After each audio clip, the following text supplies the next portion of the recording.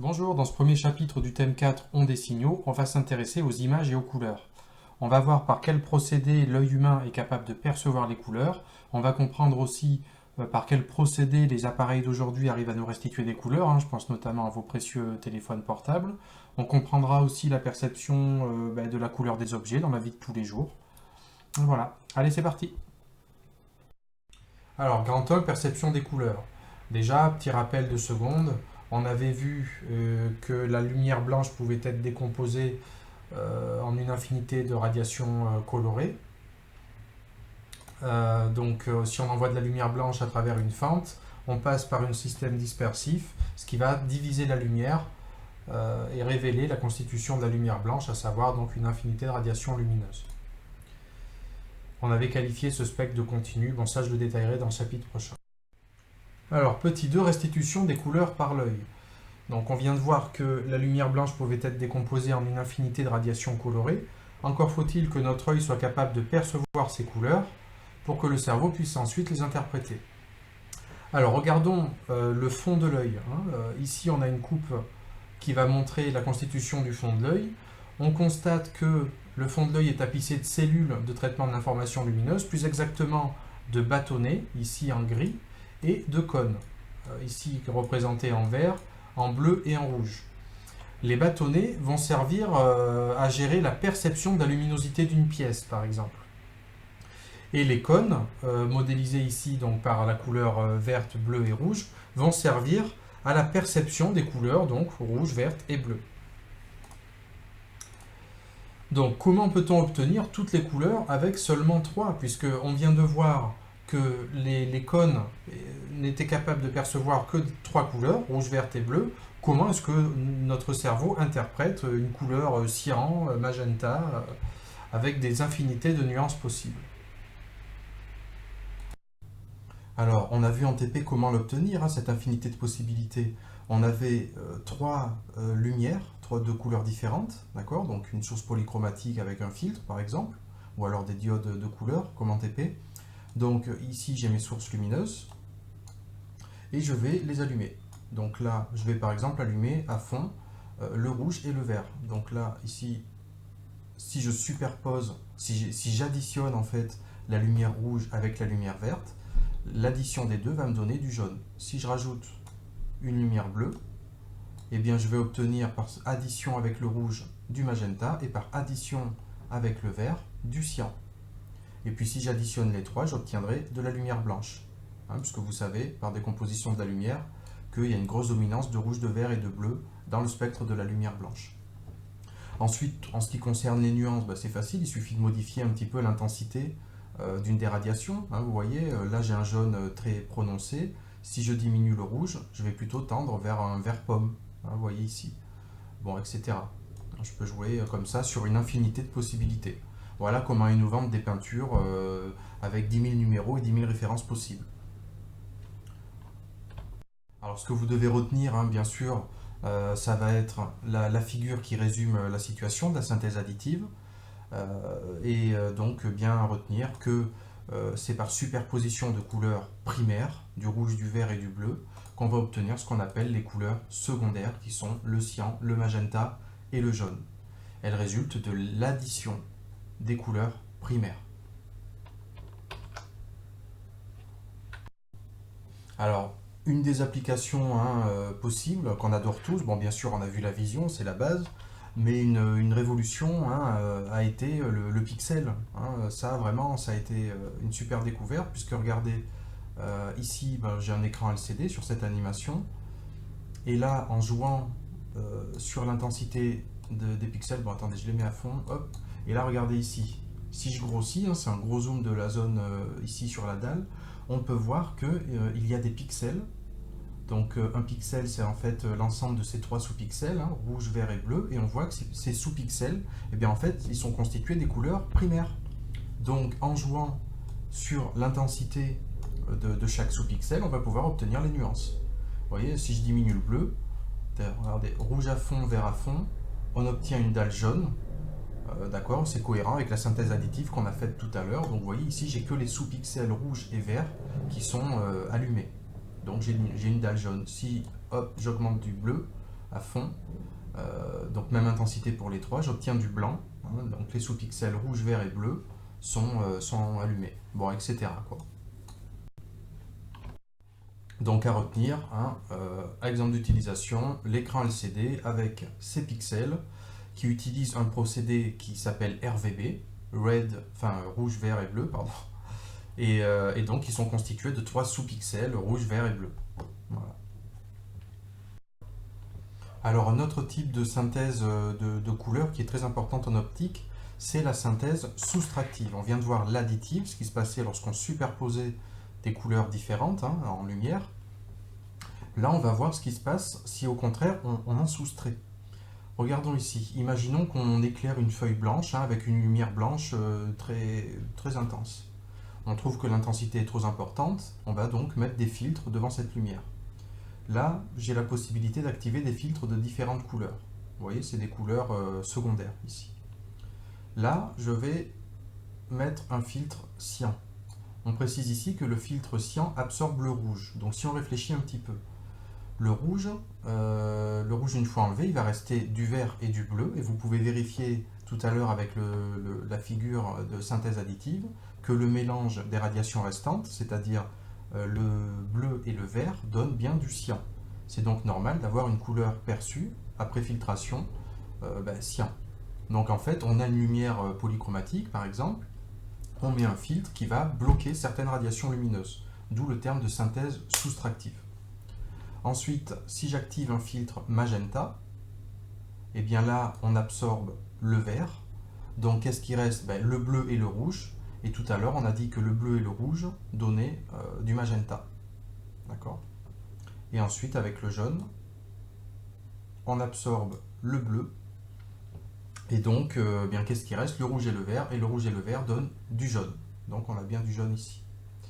Ce qui est intéressant de voir, c'est cette zone-là, la zone centrale. Vous pouvez constater que là, l'intensité lumineuse est nulle, on a carrément du noir. Pourquoi? Eh bien, tout simplement parce que le filtre cyan, il a absorbé le rouge, le filtre magenta, il a absorbé le vert, et le filtre jaune a absorbé le bleu.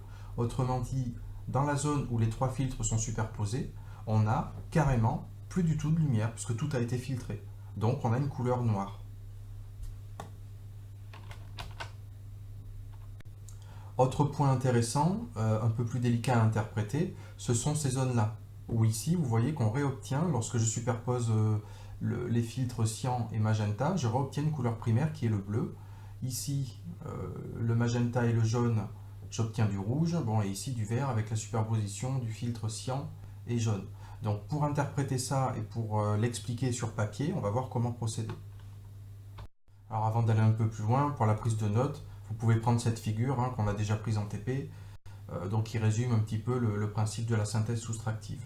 Ce qui est important de noter, c'est que les filtres absorbent certaines longueurs d'onde. Et on va s'en servir pour expliquer justement cette obtention de couleur primaire ici.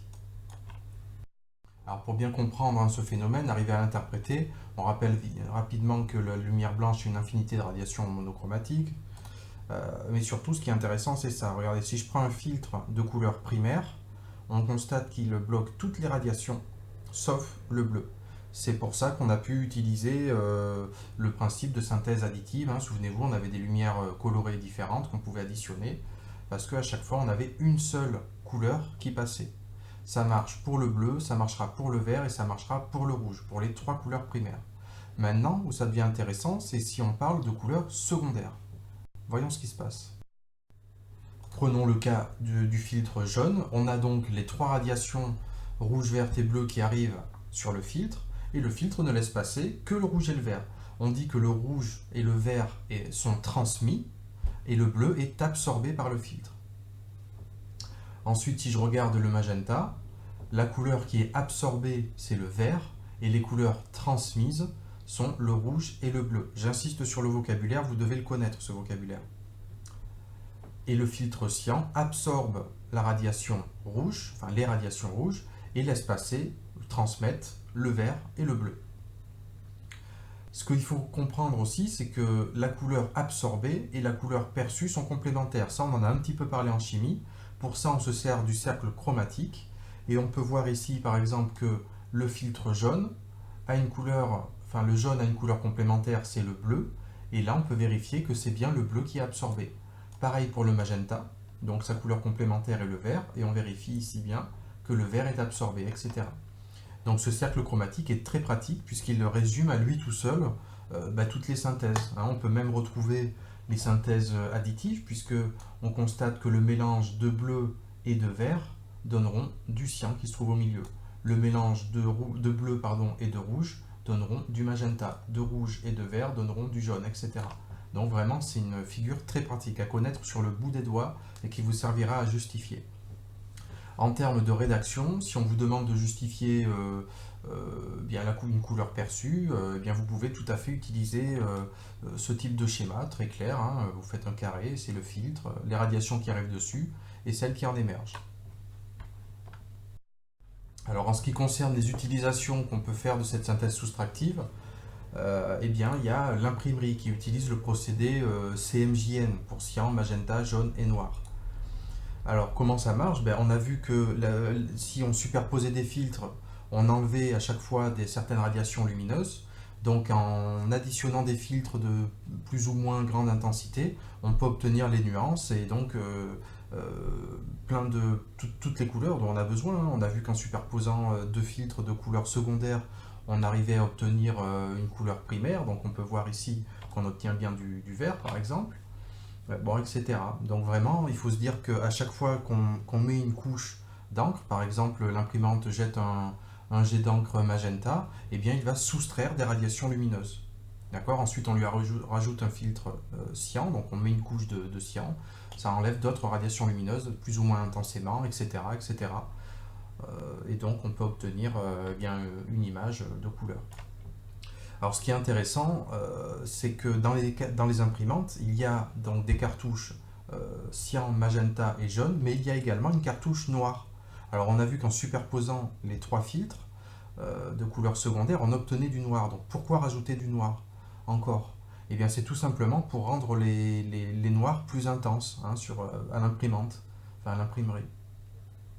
Voilà. Donc maintenant qu'on a compris un peu plus comment fonctionnait la couleur, on va pouvoir s'intéresser à la couleur d'un objet, plus exactement sa perception. Avant d'entrer dans le vif du sujet, je vais commencer par introduire quelques définitions de base sur les phénomènes physiques qui interviennent lors de la vision d'un objet. Prenons ce cas-là, par exemple un objet de couleur bleue, peu importe pour l'instant, en tout cas qui est semi-transparent. Lorsqu'on va le regarder, vont intervenir plusieurs phénomènes. Le premier phénomène qu'on voit, c'est le phénomène de la diffusion. On a la lumière incidente qui arrive et la lumière va se diffuser dans toutes les directions. C'est pour ça, par exemple, si on regarde une vitre un petit peu opaque, on va voir globalement la vitre s'éclaire. C'est ce qu'on appelle la diffusion. Ensuite, va y avoir le phénomène d'absorption, c'est-à-dire que le matériau va garder une partie de la lumière tellement qu'au bout d'un moment, peut-être cet objet va se mettre à chauffer, tellement il aura absorbé d'énergie. Et ensuite, on va avoir le phénomène de transmission, c'est la lumière qui arrive à traverser le carreau, et qui permet d'avoir de la lumière. Par exemple, dans notre salle de cours, les vitres sont transparentes, elles ne sont pas opaques, donc il va y avoir assez peu de diffusion, un petit peu d'absorption, mais surtout de la transmission, c'est ce qui nous permet de voir clair même quand les vitres sont fermées. Alors, couleur d'un objet, lumière blanche ou colorée. Effectivement, posons-nous la question, est-ce que la perception de la couleur d'un objet va dépendre de la couleur de la lumière avec laquelle il est éclairé? Alors voilà une animation qui est sympa. On peut voir ici que j'ai sélectionné un objet de couleur noire, d'accord? L'objet est ici. Et qu'il soit éclairé ou pas, l'objet sera perçu noir. Pourquoi? Alors, regardez, ici, j'ai la possibilité de décomposer la lumière. Donc là, vu que j'ai la lumière blanche, hop, on en voit forcément une lumière polychromatique, donc toutes les radiations arrivent sur l'objet. Et surtout, lorsqu'elles arrivent sur l'objet, on voit qu'aucune radiation n'est transmise. Ça veut dire que l'objet absorbe toutes les radiations lumineuses. D'ailleurs, entre parenthèses, comme je vous ai expliqué déjà, la lumière, c'est avant tout de l'énergie. Donc du coup, l'objet noir qui absorbe toutes les radiations lumineuses va accumuler de l'énergie. C'est pour ça qu'en été, si vous avez un t-shirt noir, vous avez plus chaud que si vous avez un t-shirt blanc. Hein, vu qu'on vous absorbez toutes les radiations lumineuses, ben, votre t-shirt chauffe. C'est pour ça aussi, par exemple, que vous savez, il y a les douches de camping là. On remplit une poche, on la suspend et puis on peut se doucher. Eh bien pourquoi elle est noire cette poche? Ben voilà, pour ça, parce que ça va absorber toutes les radiations et chauffer. Bref, c'est pas ça la question. Qu'est-ce qui se passe maintenant si je prends par exemple allez, un objet bleu? J'envoie toutes les radiations lumineuses dessus et vous voyez qu'elles sont toutes absorbées sauf le bleu. Donc qu'est-ce que ça veut dire?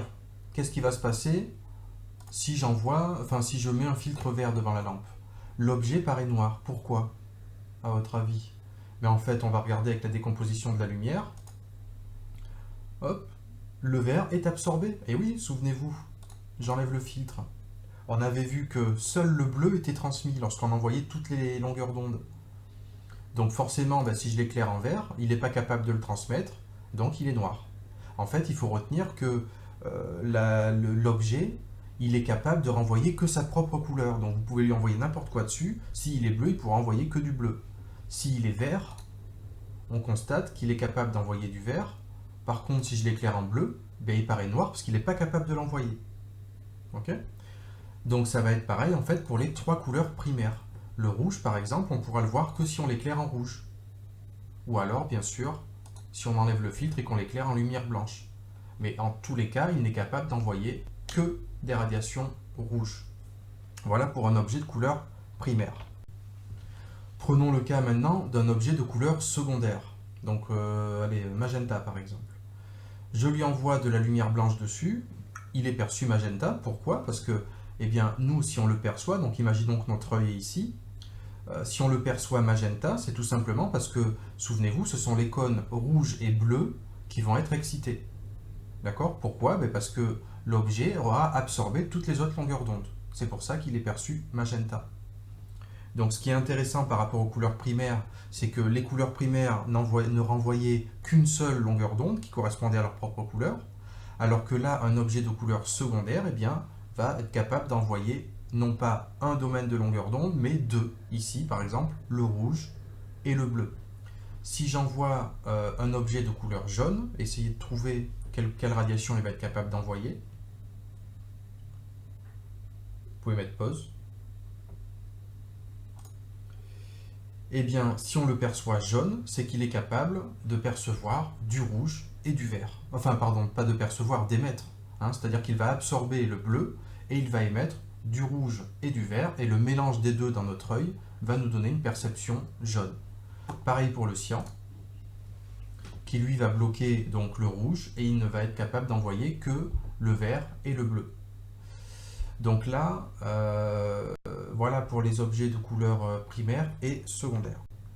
Alors d'autres questions intéressantes peuvent être posées, notamment, pareil, si je mets des filtres verts sur un objet de couleur secondaire, si je prends un filtre de couleur secondaire et que je l'envoie sur une couleur secondaire ou une couleur primaire, etc. Bon, on peut y passer une heure à s'amuser avec ça. On ne va pas le faire évidemment. Par contre, dans les applications qui vont suivre, n'hésitez pas à vous servir de cette petite animation pour vous aider. Donc à l'aide de l'animation précédente, vous pourrez essayer de faire cet exercice. Si on éclaire de couleur rouge, magenta, verte ou cyan les objets suivants, essayez de trouver la couleur perçue des objets. Aidez-vous du logiciel. Voilà, c'est la fin du chapitre. Vous trouverez les exercices dans la description comme d'habitude. Bonne journée.